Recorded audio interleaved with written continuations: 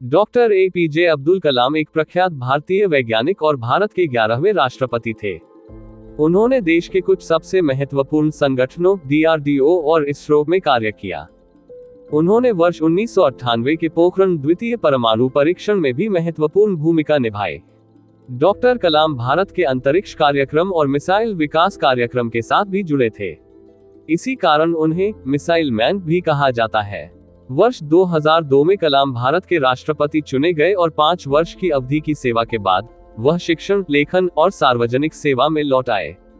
उन्हें भारत के सर्वोच्च नागरिक सम्मान भारत रत्न सहित कई प्रतिष्ठित पुरस्कारों से सम्मानित किया गया। अबुल पकीर जैनुलाब्दीन अब्दुल कलाम का जन्म 15 अक्टूबर 1931 को तमिलनाडु के रामेश्वरम में एक मुसलमान परिवार में हुआ। उनके पिता जैनुलाब्दीन एक नाविक थे और उनकी माता अशियम्मा एक गृहिणी थी। उनके परिवार की आर्थिक स्थिति ठीक नहीं थे, इसलिए उन्हें छोटी उम्र से ही काम करना पड़ा। अपने पिता की आर्थिक मदद के लिए बालक कलाम स्कूल के बाद समाचार पत्र वितरण का कार्य करते थे। अपने स्कूल के दिनों में कलाम पढ़ाई लिखाई में सामान्य थे, पर नई चीज सीखने के लिए हमेशा तत्पर और तैयार रहते थे। उनके अंदर सीखने की भूख थी और वो पढ़ाई पर घंटों ध्यान देते थे। उन्होंने अपनी स्कूल की पढ़ाई रामनाथपुरम स्क्वाट्स मैट्रिकुलेशन स्कूल से पूरी की और उसके बाद तिरुचिरापल्ली के सेंट जोसेफ्स कॉलेज में दाखिला लिया, जहां से उन्होंने सन 1954 में भौतिक विज्ञान में स्नातक किया। उसके बाद वर्ष 1955 में वो मद्रास चले गए, जहां से उन्होंने एरोस्पेस इंजीनियरिंग की शिक्षा ग्रहण की।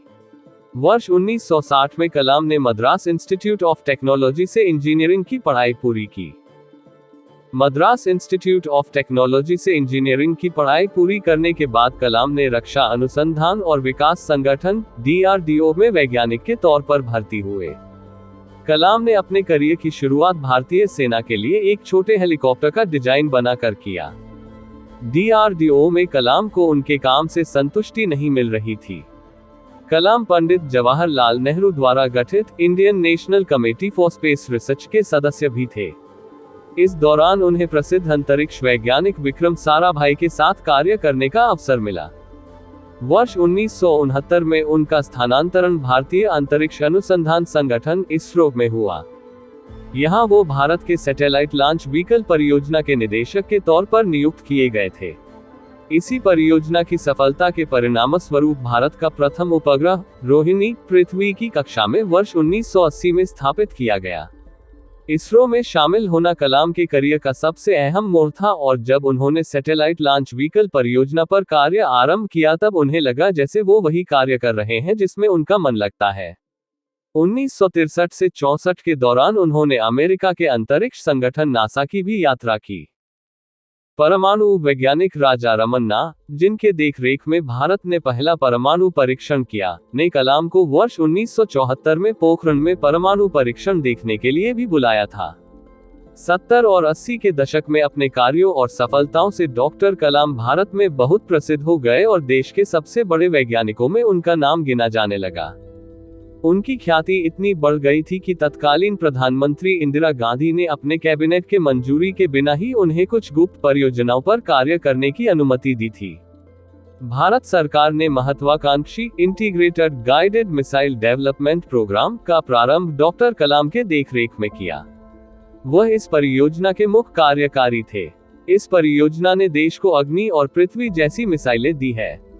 जुलाई 1992 से लेकर दिसंबर 1999 तक डॉक्टर कलाम प्रधानमंत्री के वैज्ञानिक सलाहकार और रक्षा अनुसंधान और विकास संगठन डीआरडीओ के सचिव थे। भारत ने अपना दूसरा परमाणु परीक्षण इसी दौरान किया था। उन्होंने इसमें एक महत्वपूर्ण भूमिका निभाई थी। आर चिदम्बरम के साथ डॉक्टर कलाम इस परियोजना के समन्वयक थे। इस दौरान मिले मीडिया कवरेज ने उन्हें देश का सबसे बड़ा परमाणु वैज्ञानिक बना दिया। वर्ष 1998 में डॉक्टर कलाम ने हृदय चिकित्सक सोमा राजू के साथ मिलकर एक कम कीमत का कोरोनरी स्टेंट का विकास किया। इससे कलाम राजू स्टेंट का नाम दिया गया। एक रक्षा वैज्ञानिक के तौर पर उनकी उपलब्धियों और प्रसिद्धि के मद्देनजर एनडीए की गठबंधन सरकार ने उन्हें वर्ष 2002 में राष्ट्रपति पद का उम्मीदवार बनाया।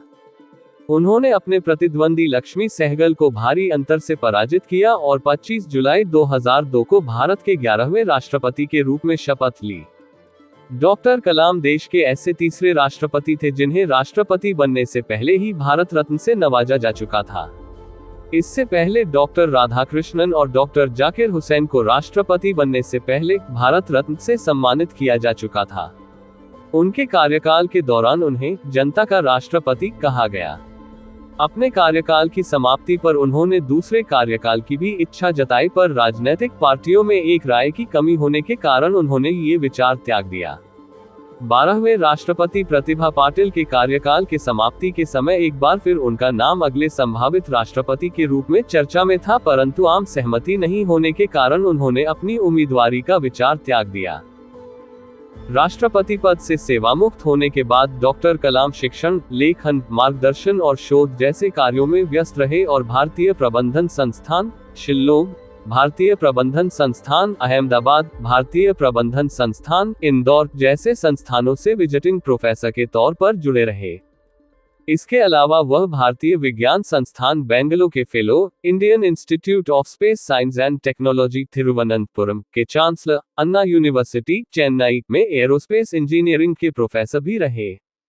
उन्होंने IIT हैदराबाद, बनारस हिंदू यूनिवर्सिटी और अन्ना यूनिवर्सिटी में सूचना प्रौद्योगिकी भी पाया था।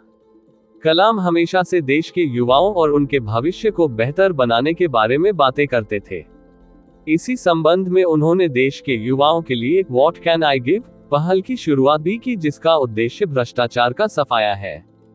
देश के युवाओं में उनकी लोकप्रियता को देखते हुए उन्हें 2 बार 2003 और 2004 MTV youth icon of the year award के लिए मनोनीत भी किया गया था। वर्ष 2011 में प्रदर्शित हुई हिंदी फिल्म आई एम कलाम उनके जीवन से प्रभावित है।